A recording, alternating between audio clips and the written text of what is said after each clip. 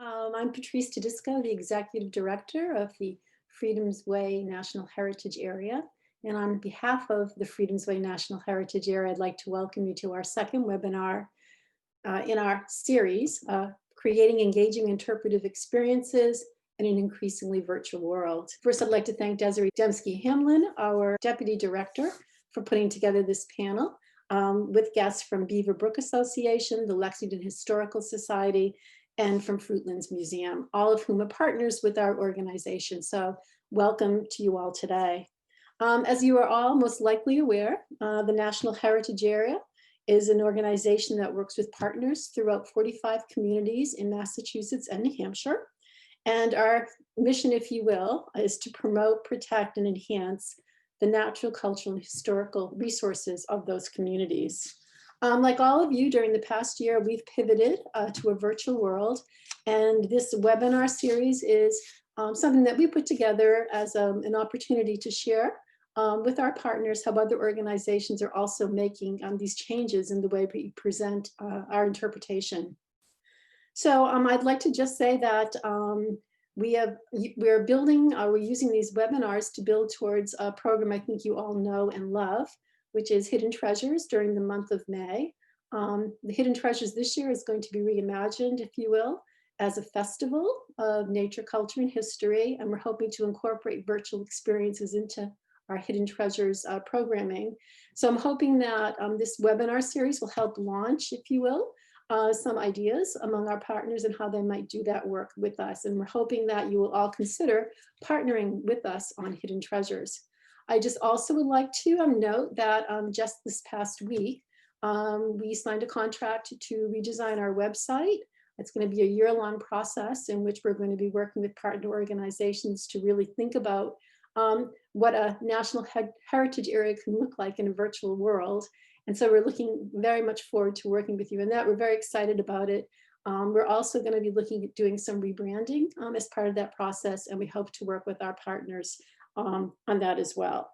So again, thank you for joining us, and I'll turn it over to Desiree to introduce our panelists. And as Desiree will tell you, there'll be an opportunity for conversation and questions at the end of the presentation. So thanks.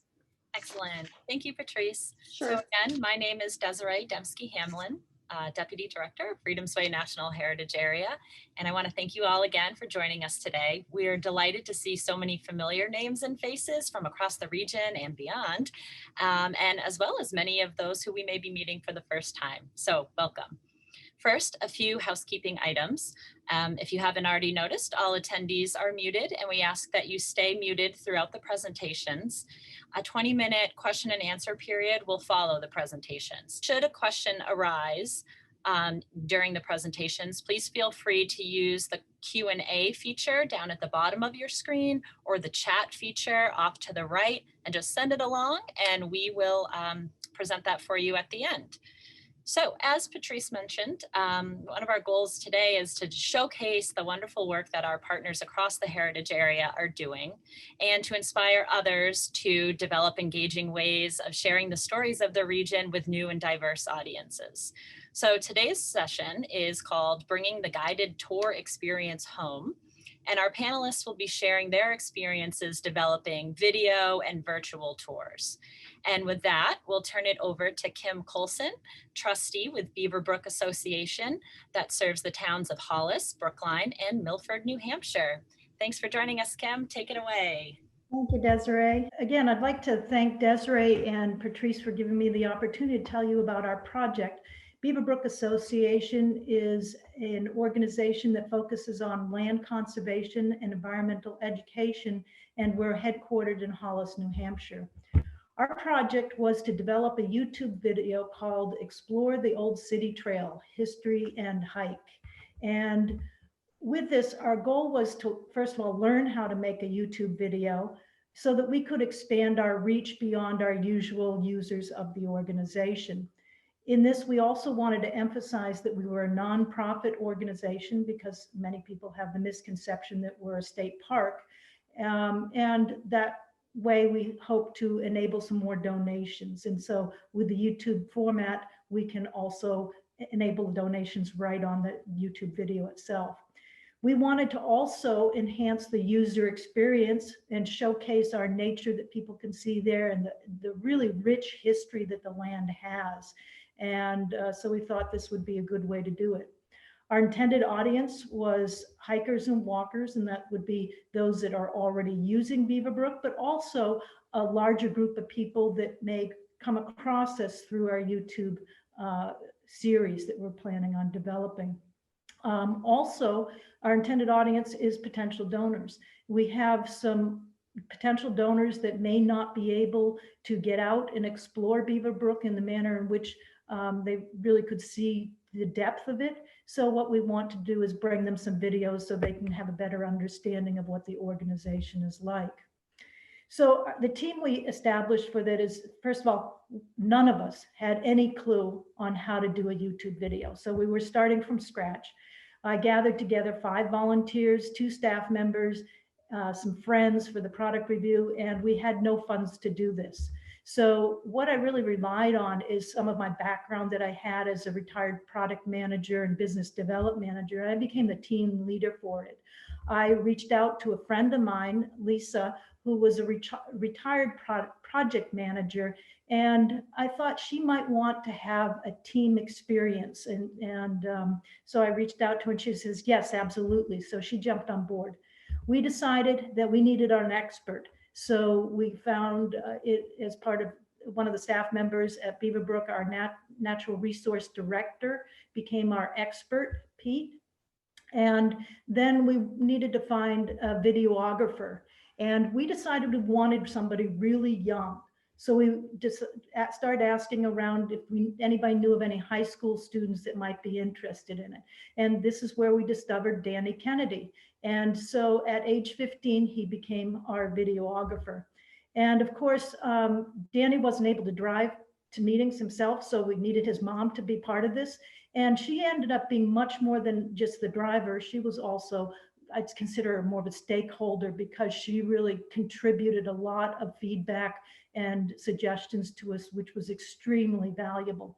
So in this, we had a terrific team of people that we brought together, but we also needed some other things. And so we, Tom Cilio offered us all of his photographs that we could use it in the video too. And we found that we needed some original music, which Chris Volp gave us. This meant we didn't have to pay royalties on stock photos or music. To motivate the team, we just brought in a lot of pies, and that really helped keeping the team going. So our approach and what we learned was we needed to reduce barriers, and we had to be very flexible with schedules and approaches. We needed to arrange transportation, for example. We needed to define the project, and what we didn't want to do is just Lisa and I define the project. We wanted to include everybody in the process. So what we learned is listening to the young guy was really important to us because he brought a very different perspective on things. And one of the things he absolutely insisted on, the video must be less than 10 minutes. We felt our strength was in our diversity of age that was part of it. It was essential that we empowered the team because none of us knew what we were doing. And so we made it okay to say, I don't know. And typically when people feel comfortable about saying, I don't know, they're also willing to say, but I'll look into it and see if I can find out. And that was extremely valuable to us. We also challenged each other to think outside of our normal boxes and that we were all learning together and that everybody's input was extremely valuable. The resources we ended up settling on was Google Docs for our layout and scripting. We used Google Drive for our file sharing. We borrowed audio equipment, and we used the free iMovie video editing software. And then what Lisa and I did find that we needed to do a lot as coach, and that was just making the team feel more capable of doing this, something that none of us had done. And also we needed to write the dialogue so it fit the character, so it was much more natural in how it was presented. For our product release, we did have it reviewed by about 20 people outside of Beaver Brook, and that was just to test if a video is something that's meaningful or not. And in the future, we probably wouldn't need to have it reviewed by as many people. Our development took about 6 months, and a lot of that was scheduling issues. Of course, we had to, work around school schedules and soccer practice schedules and things like that, and also vacation schedules. But the cost of it, I thought, was quite affordable. It was about 6 pies and about a total of 4 staff days. So I thought that was quite reasonable. So I'm going to show you just a really short clip of the video right now.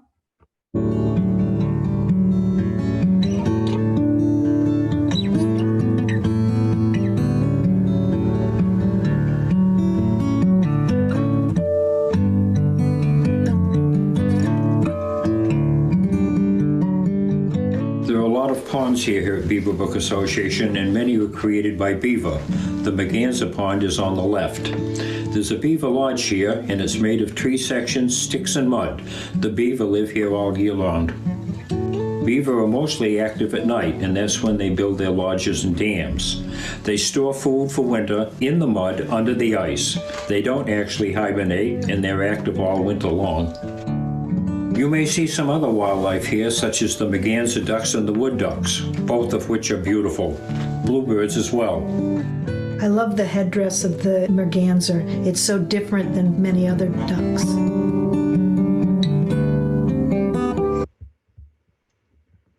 Okay, so, and in terms of the promotion of the YouTube video, this is where we fell short a little bit. I think I would define that much more clearly, engage that team a lot earlier than we did. The feedback that we've gotten has been quite positive. A lot said Pete is a gem, and they really like the tag team approach that Pete and I used. And with the subscription feature in YouTube, it allowed us to know how many people are interested in seeing more videos. So that was really good. For the future, we will feature key locations and habitats at Beaver Brook, tell a lot of stories. People really like that. And our next one up is Who Are We? So that we can, again, reach out to those donors a little bit more, make it more clear that we are a nonprofit agency. And of course, we'll get on that as soon as we can deal with the COVID issue. So again, I'd like to thank you very much for including us, and please stop by and visit us at Beaver Brook. Thank you so much, Kim. That was wonderful. So I added the link to Beaver Brook's video in the chat. So you can certainly click on that and bookmark it to watch the whole thing later. It's wonderful. I suggest you do. All right. So now we're going to hear from Chris Kaufman. He's the Education and Interpretation Manager at the Lexington Historical Society in Lexington, Massachusetts. All right, Chris. All right. Thank you, Desiree, for that. All right, so we are Lexington Historical Society. As Desiree said, I am the Interpretation and Ed Manager. So the project that we worked on was our virtual history project, which is where we took the tours into from in person and taped them so that you could see a little bit what the interiors of the houses look like. So Lexington Historical Society operates and maintains 3 historic houses associated with the Battle of Lexington. We operate Buckman Tavern, which is just across Lexington Green from where the battle happened, the Hancock Clark House, as well as Monroe Tavern. During a normal year, we typically see around 20,000 visitors. Usually our season lasts from beginning of March to the end of October. Obviously with this year, that kind of all changed around. And so that was one of the intended reasons why we wanted to start this virtual project off of. So at first, it started off as an idea to kind of reach wider school groups. Our school visitation comes from a lot of the local area around Lexington, and our hope was that we would be able to reach audiences in the West, in California, the middle of the country, as well as the South. And so we partnered with a local realty group called Mass 3D Spaces that used Matterport technology. This technology, if you've ever been to a virtual open house, is usually what they use in that. They reached out to us to see if we would be interested in partnering with them, which obviously we were. And so what we did is we worked with a couple reenacting groups in town as well, the Lexington Minutemen, as well as His Majesty's 10th Regiment of Foot. And essentially what we did is we took our in-person tours. I worked with Siobhan Loftus-Reed, who we'll see a little bit here in the video. And we will, I'll show you a little bit of video here in a couple minutes. What we did is we essentially turned our in-person tours into a virtual tour.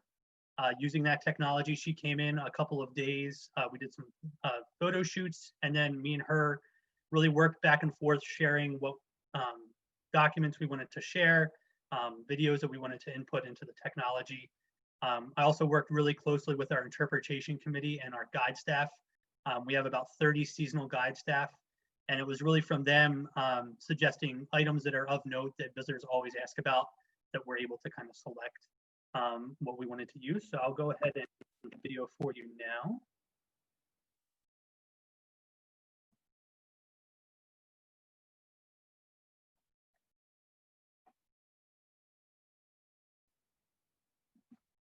Mass 3D Spaces is proud to collaborate with the Lexington Historical Society on the Virtual History Project. Hi, I'm Siobhan Loftus-Reed, owner of Mass 3D Spaces. This is a Lexington-based company that specializes in creating 3D virtual tours of residential and commercial spaces. I'm Chris Kaufman. I'm the Education and Interpretation Manager here at Lexington Historical Society. I manage the Historical Society's 3 historic properties, the Hancock Clark House, Buckman Tavern, and Monroe Tavern, as well as the guide staff that work at each property. It was great working with Chris, creating these 3D virtual tours of the Lexington historical houses that immerses you in the Revolutionary War. Another way we enhanced the virtual tours was the introduction of the reenactors to recreate the scenes within the historical houses. The Historical Society is very lucky to have a really great working partnership with the Lexington Minutemen, who interpret the Lexington Militia, and also His Majesty's 10th Regiment of Foot. Them being present in these scenes really brings all of the events of that day to life. In that scene, they're depicting Dorothy Quincy, who is the fiance of John Hancock, and Aunt Lydia. They had both come with John out to Lexington to the Hancock Clark House. As the battle is happening on Lexington Green, they're able to actually see down to the green from those second-story windows and kind of watch the battle unfold. And so just having those two kind of interpreting what they might have been doing and what they might have been seeing really brings the scene to life. Another cool feature will be to access information as you go through the tour by using interactive tags. We have several objects in the room that have really important historical significance to April 19th, 1775.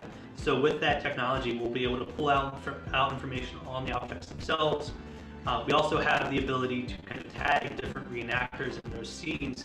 You'll get not only the visual, but you'll actually also be able to read or possibly even hear that person's firsthand account of what they're experiencing, to kind of really give you the sense that you're physically in those rooms with the reenactors or the soldiers they're portraying that day. It gives such a richness to the whole tour, and for people to experience that, you know, it's not just learning, but it's also being part of that time.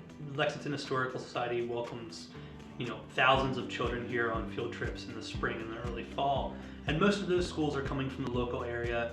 But it's really going to allow us to kind of expand our reach to across the nation. You know, schools in California or the Midwest or the South that don't necessarily have the means to physically come to Lexington and tour these properties will be able to view these tours online. They'll be able to feel like they're actually in the house, getting the same, you know, wonderful tour that our tour guides provide in person. For more information on the project or the Historical Society itself, make sure to follow us on social media on Facebook, Instagram, and Twitter, and also on our website, www.lexingtonhistory.org. If you would like a 3D virtual tour created of your residential or commercial space, or feel that your business would benefit from a 3D virtual tour, please reach out to us at the following contact information.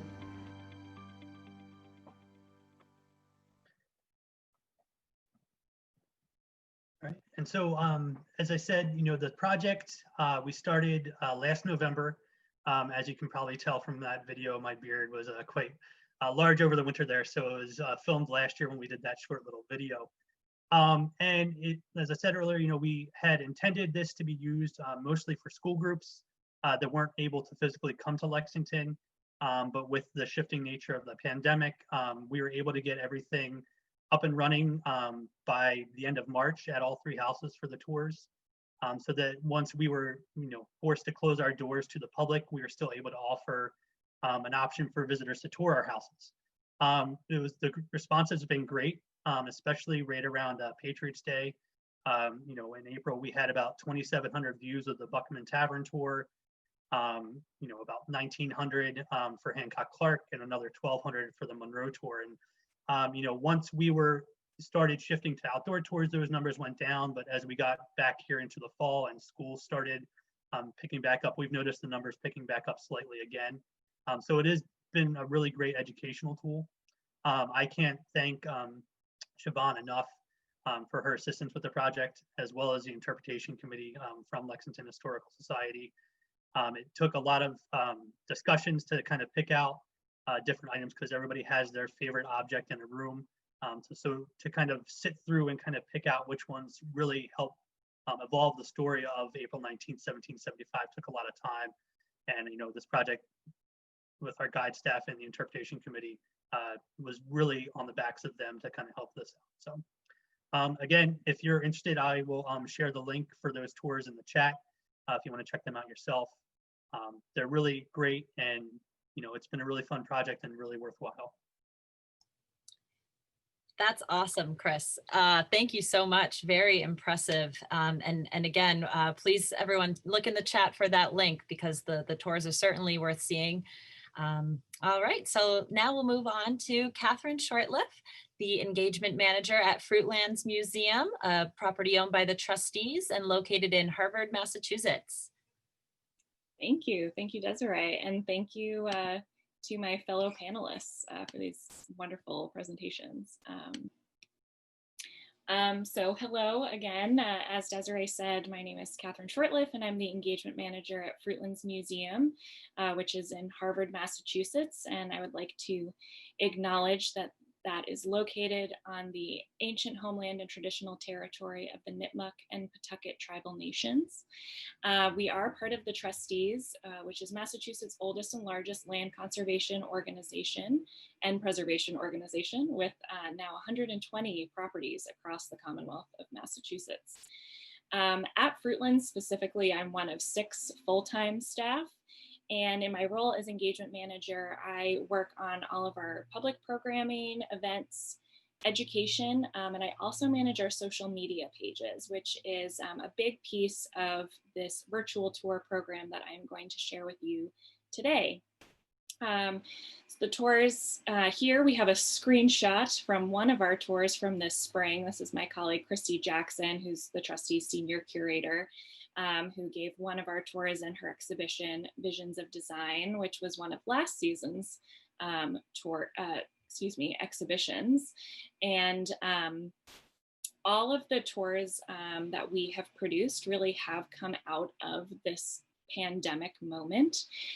So a little bit in contrast to the other presentations today, we started them really needing to work somewhat independently, because in March we couldn't be in spaces together. So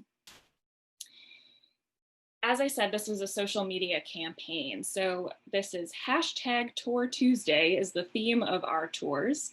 And we have been releasing these video tours, very informal video tours, I will add, on our social media pages. So the Fruitlands Facebook page, Fruitlands Instagram, or IGTV more specifically, which was something I learned about in this process, to post longer than 1-minute videos. As well as the Trustees statewide YouTube channel, which is a wealth of resources during this this year in particular, although it predates the pandemic. And this first video that is the screenshot here is my wonderful colleague, Shana Dumont-Gar, who I've worked very closely with on these tours. She is the curator based at Fruitlands. And this first tour was when only Shana could be in the galleries, and she simply used her iPhone to film a tour of one of our exhibitions.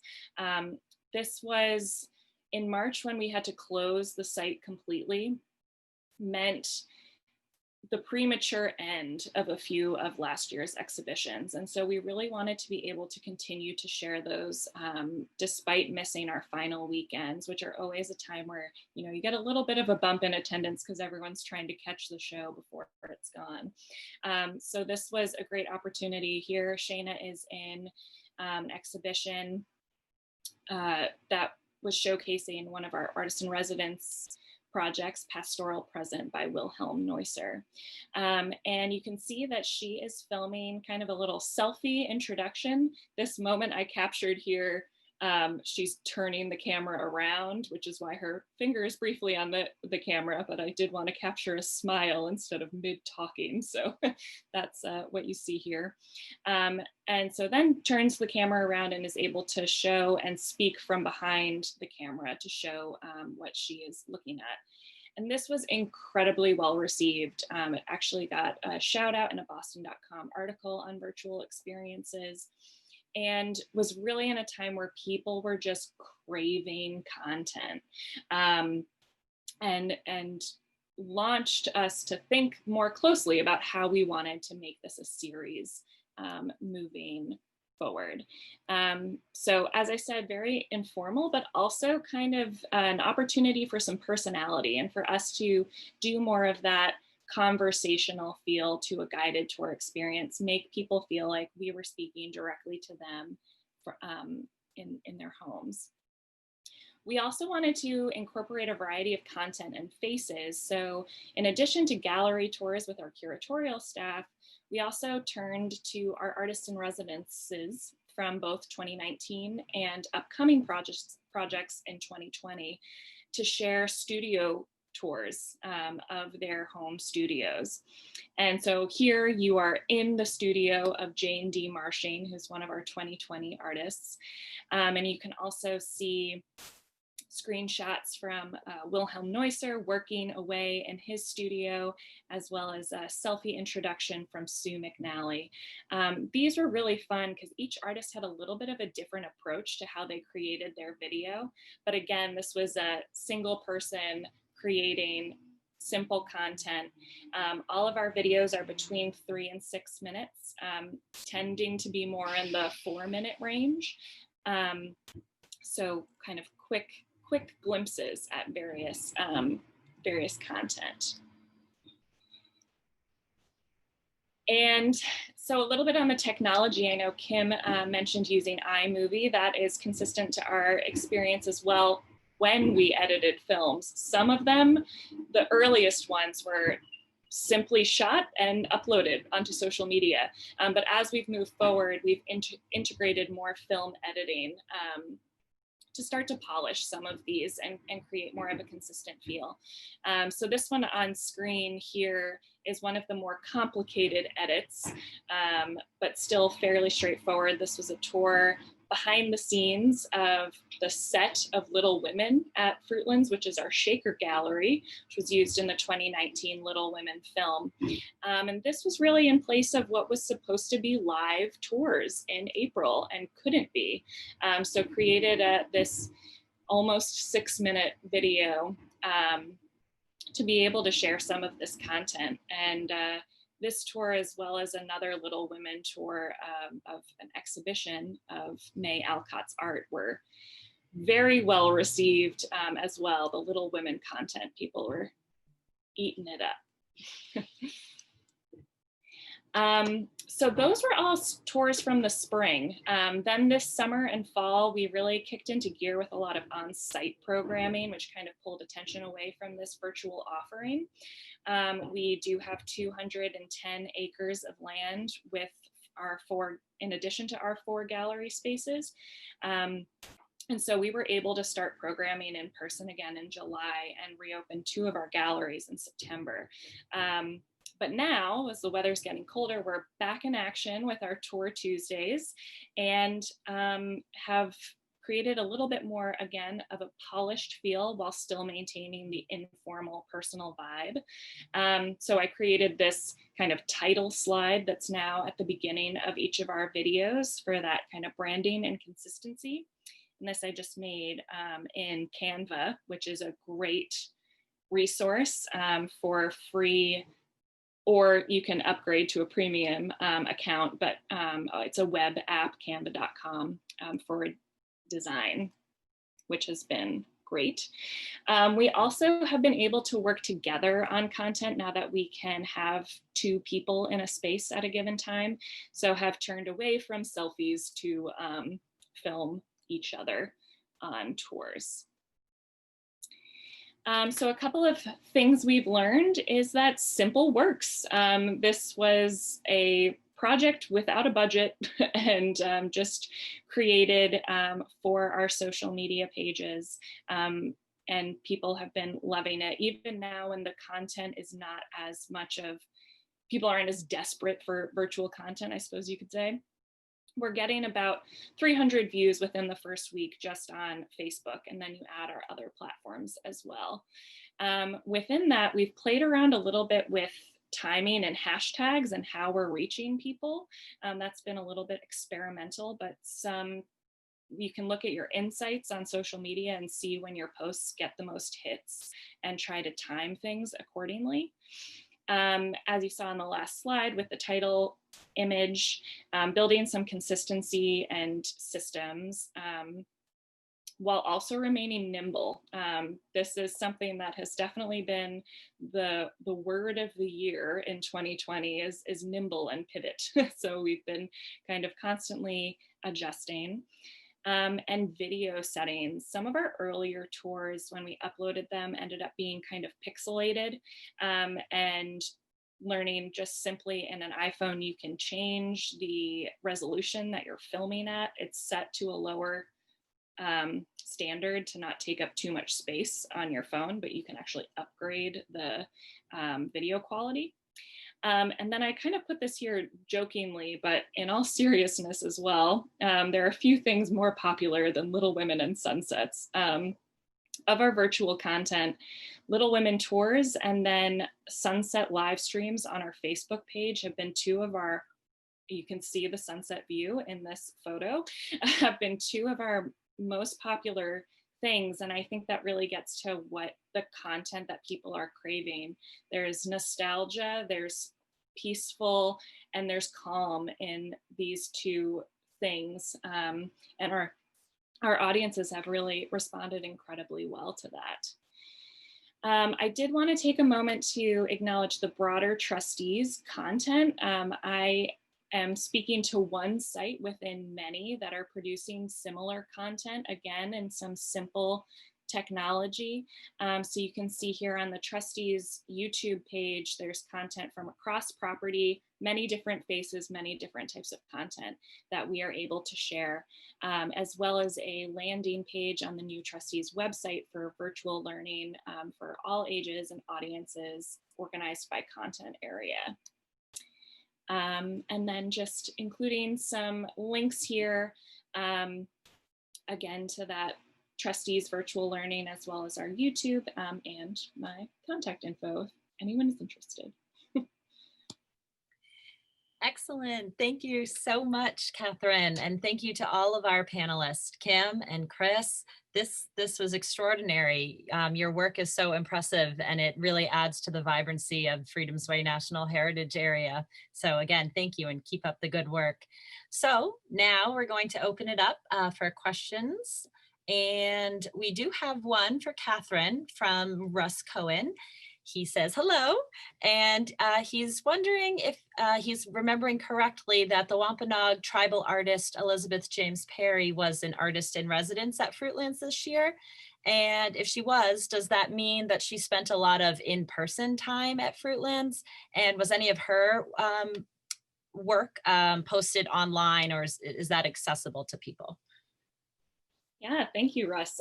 Elizabeth James Perry is indeed one of our artists in residences this year, and she has an exhibition in our Native American gallery. She has spent not a ton during the pandemic specifically, but prior to the pandemic, she spent quite a bit of time at Fruitlands. She is also a member of our Native American advisory team, which was formed in 2019, that we are doing work to consider our Native American collection and to work towards decolonizing the museum and centering on Indigenous perspectives.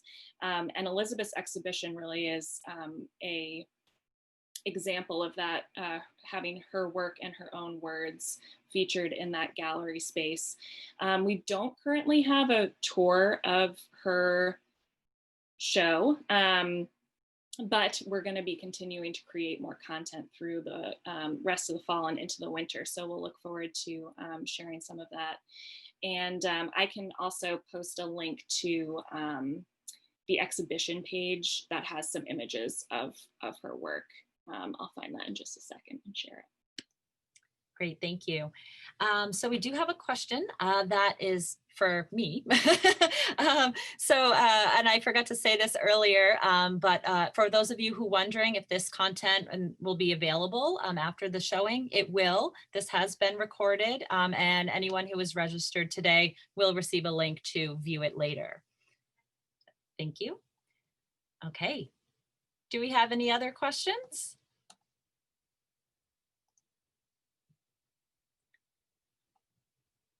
All right, so let's see.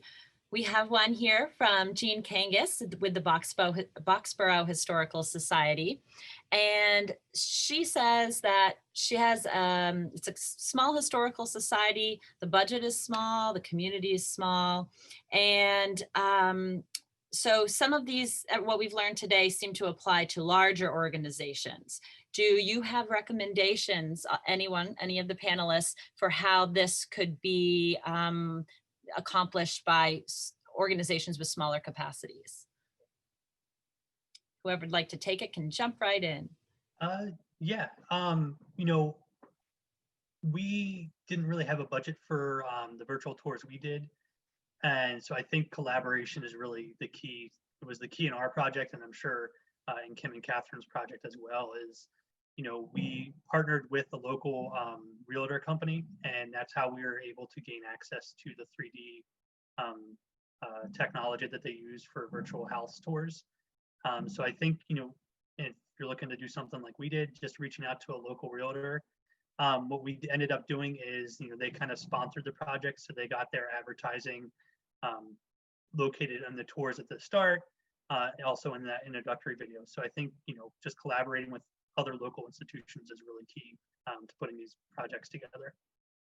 I just wanted to remind people that the Heritage area has made small capacity building grants available to organizations. So for small historical societies, that might also be an avenue to have some resources to do some of these kinds of projects. Thanks for that reminder, Patrice. And I will post the link to the application for that program in the chat as well. Catherine, do you have something to add?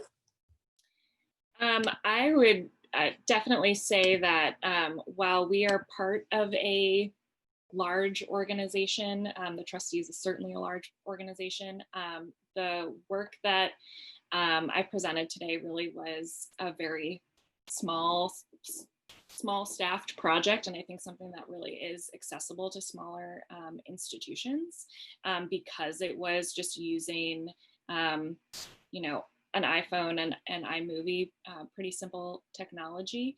And I am also just realizing I only shared my link to the panelists, so there it is to the attendees as well. Yeah, and I agree with Catherine on that, definitely, that all you need is an iPhone and, you know, an interviewer, and then you can interview some people that remember things, you know, from the historical past, and maybe take a couple screenshots of some old photos or something, and you can easily provide videos that are extremely meaningful. And it also becomes a historical record of all those people who have many stories to tell, which is just a wonderful thing. Great, thank you, panelists, for answering that so nicely. Okay, we have a question from Keisha Tracy at Fitchburg State University. Keisha is wondering about the storytelling aspect of this. So she asks, how do you go about thinking about the storytelling aspects? As in, how do you think about storytelling? And what do you include? And how have you used any types of templates or processes to work through that?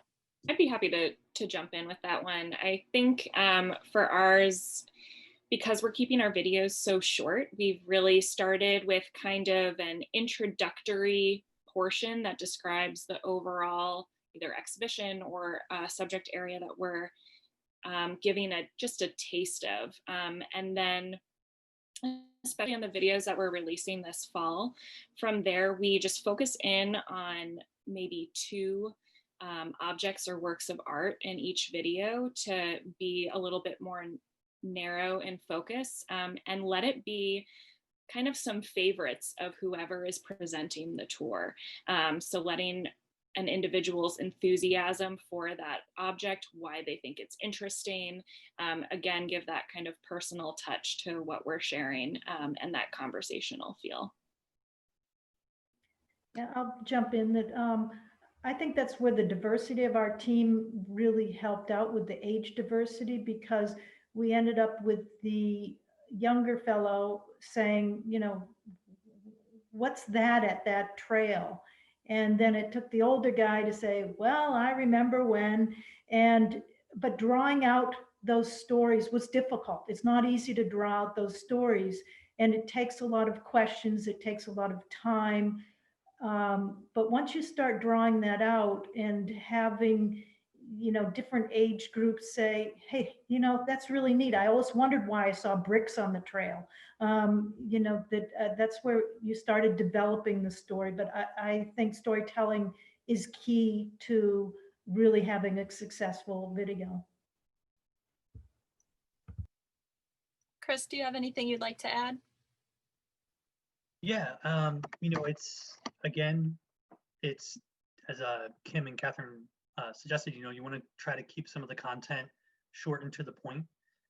We especially struggled with that since ours is all kind of written text within the website tour, is really focusing on kind of getting the nuts and bolts of the information. As I said, you know, the interpretation committee and the guides, we really tried to drill down what objects are important. You know, obviously, you know, we feel all of our objects in each room are important, but we didn't want the person to view the room virtually and just see a bunch of dots pulling out different items. So we really had to think about what really pulls along the story of April 19th. Are there personal items, you know, from John Hancock in that room, you know, where Hancock and Adams sitting in that table. But it also helped too that we had our reenacting volunteers in there, so that made it a little easier to pull out the important narratives of the story and everything. Desiree, can I jump in with one other thing on that? I am thinking kind of specifically to the Little Women behind the scenes tour that we released, because that is a 45-minute in-person tour that was synthesized to a 6-minute video. And that was kind of an interesting experience of really just trying to pull out really quick nuggets of information from the overall story to make it still feel like a unified thread, without being able to go into detail in the same way that we do in the in-person tour. But by virtue of that, also a fun opportunity of it's kind of a teaser for being able to offer that deeper experience later. So if someone watches it and it's like, ooh, I want to know more about this, we have opportunities for that as well. Great. These are wonderful questions. Please keep them coming, everybody. So we have another one from Lucy Wallace with the Nashua River Watershed Association. And this is most likely directed to you, Catherine, but I think could end up applying to all of you.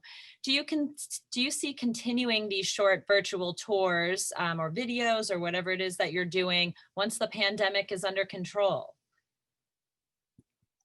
Yeah, definitely. I think that is something that's interesting about how those tours are even evolving right now. We are open to the public. People can come and see these exhibitions, but we still wanted to continue creating the virtual content. I mean, right now, of course, it's limited who can access and how many people at a time can access the exhibition. So there's that element. But moving forward, having that personalized experience to supplement a visit or be able to give access to people who are further away is another opportunity. And again, kind of tease some of what we have going on, and perhaps prompt in-person visits from the videos. And more specifically to the artist studio tours, that is something I would love to continue doing as teasers prior to projects being on view. Start giving more access to who our artists are, what they're creating, and why it's happening specifically at Fruitlands, because they're all creating work that really is inspired by our collections and our site.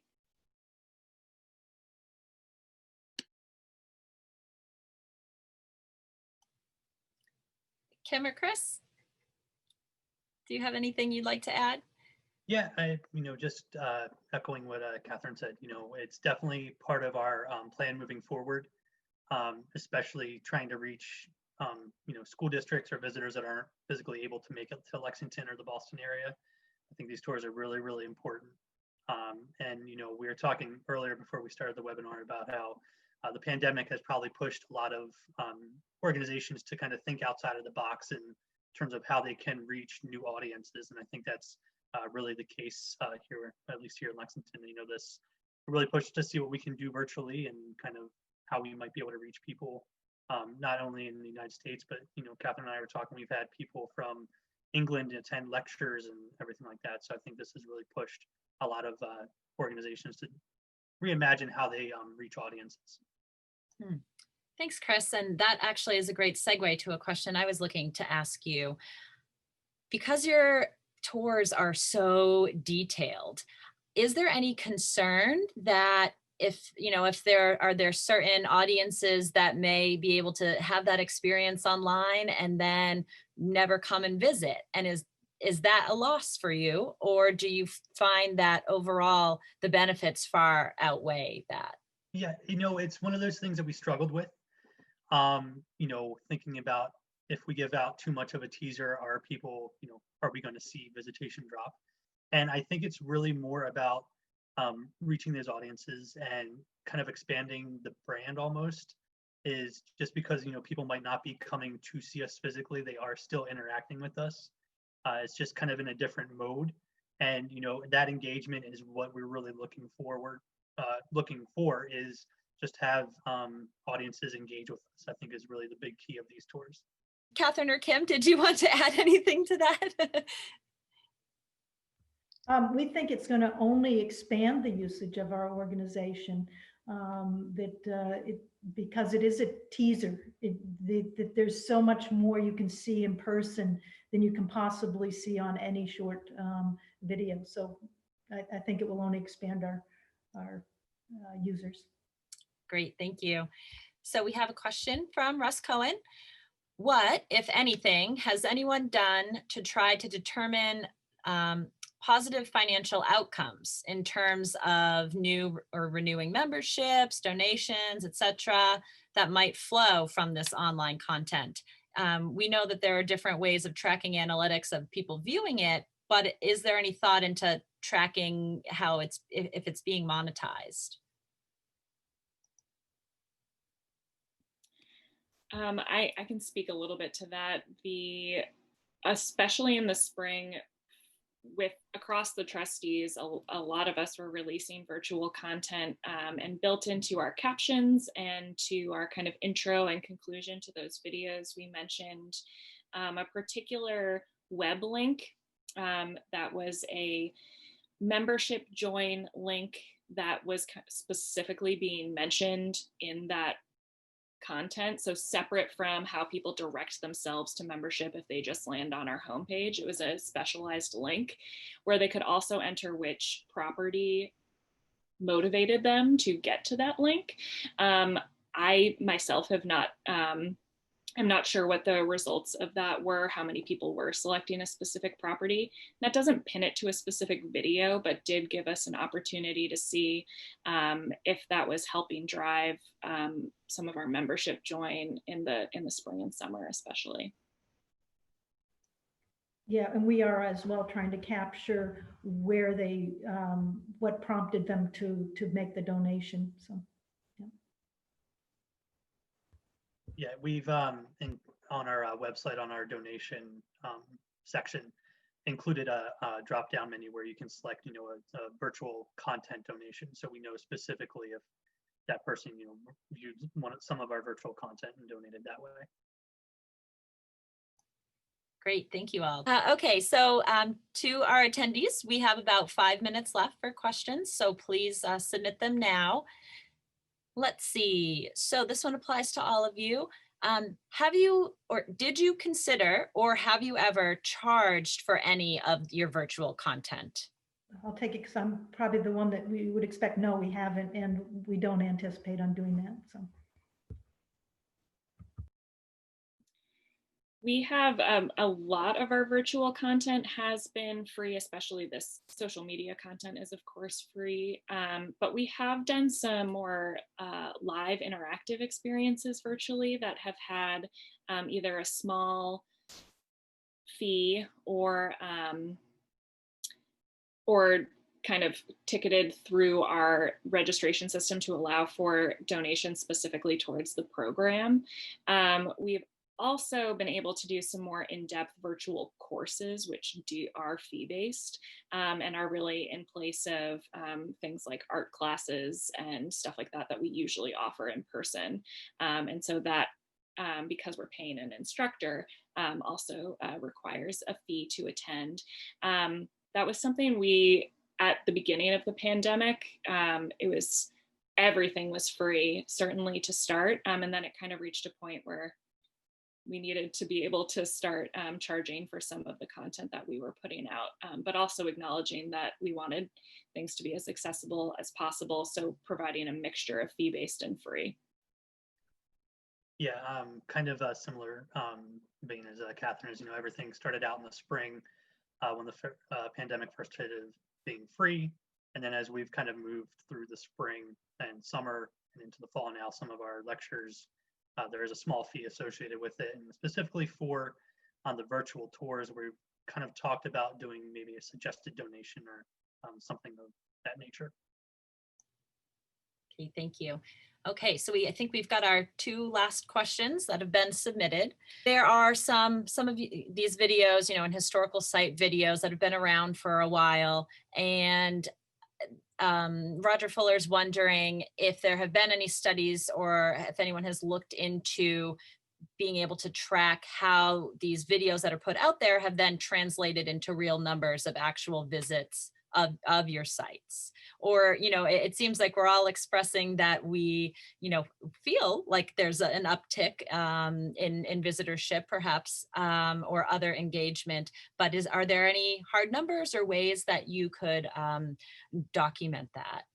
That's a real hard one for us because most of our users just go out on a trail.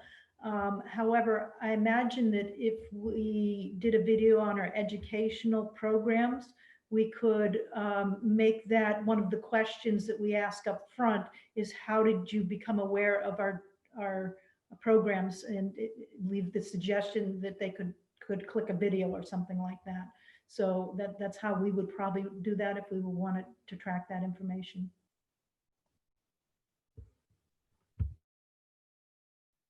Yeah, ours is probably more anecdotal.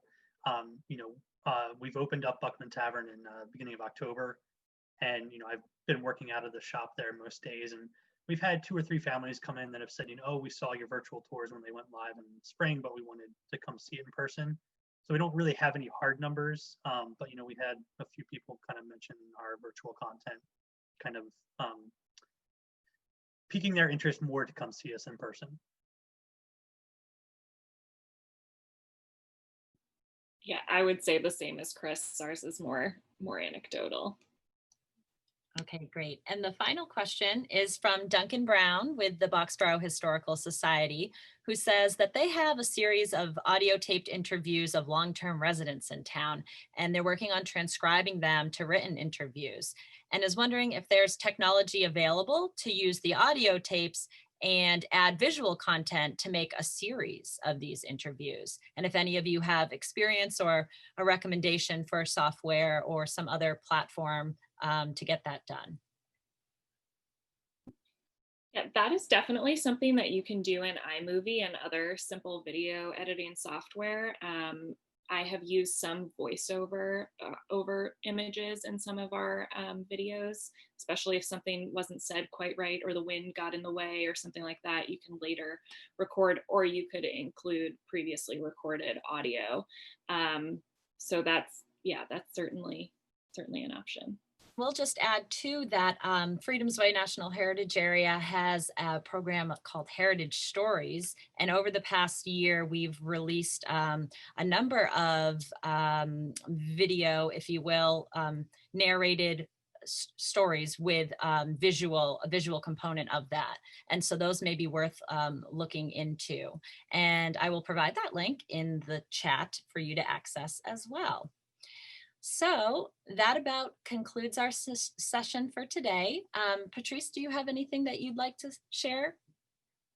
I would just like to thank everyone for participating and like to stress that we are planning some more webinars, possibly for after the first of the year, and we welcome input on topics of interest to those that attended today. So please feel free to reach out to us if you have any ideas of programs we should think about. So thank you. Great. And again, thank you to our panelists, Catherine, Chris, Kim, and thank you to your organizations again for all the wonderful work that you do. And thank you to our attendees. We know that you're doing great work around the heritage area as well. And we hope that you all have a happy and healthy and safe holiday season. And we look forward to connecting with you soon. Take care.